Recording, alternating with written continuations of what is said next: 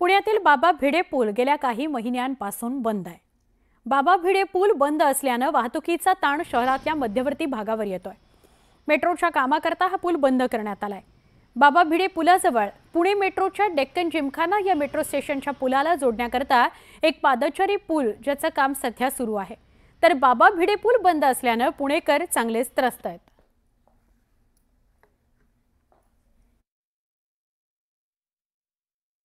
पुण्यातील सुप्रसिद्ध असा बाबा भिडे पूल वाहतुकीसाठी गेल्या 2 महिन्यापासून जो आहे तो बंद करण्यात आलेला आहे। पुण्यातल्या बाबा भिडे पुलावर मेट्रोचं जे काम सुरू आहे त्यामुळे हा पूल वाहतुकीसाठी पूर्णपणे बंद करण्याचा निर्णय मेट्रो प्रशासनाकडून घेण्यात आला होता। हे दृश्य तुम्ही पाहताय।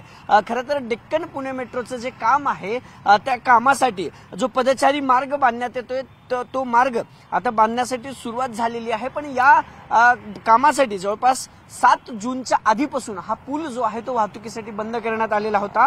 18 एप्रिल पासून पहिल्यांदा हा पूल बंद करण्यात आला, त्यावेळेस हे काम सुरू झालं होतं। पण आता 2 महिन्यापासून अधिक कालावधी जो आहे तो खरं तर उलटून गेला आहे आणि आता पुणेकर पूर्णपणे या वाहतूक कोंडीसाठी त्रस्त झालेले पाहायला मिळतात। कारण बाबा भिडे पूल जो आहे तो शहरातील खरं तर 2 भागांना जोडतो। डेक्कन, गरवारे किंवा इतर कर्वेनगर, नळस्टॉप इकडून येणारी जी वाहतूक नवी पेठेत येते, सर्व पेठांमध्ये हा बाबा भिडे पूल जो आहे तो जोडला गेला आहे। आणि हे जे सुशोभीकरणाचं काम सुरू आहे त्यामुळे 2 महिन्यापासून बंद असल्यानं ही वाहतूक जी आहे ती पूर्णपणे पर्यायी मार्गाने वळवली गेली होती आणि याचाच त्रास जो आहे तो पुणेकरांना आता भोगावा लागतो। कारण सकाळी आणि संध्याकाळी या पेठांमध्ये मोठी वाहतूक कोंडी केवळ हा बाबा भिडे पूल बंद असल्यामुळे जो आहे तो होताना पाहायला मिळते। कॅमेरा पर्सन सचिन हंचाटेसह अभिजित पोते, न्यूज 18 लोकमत, पुणे।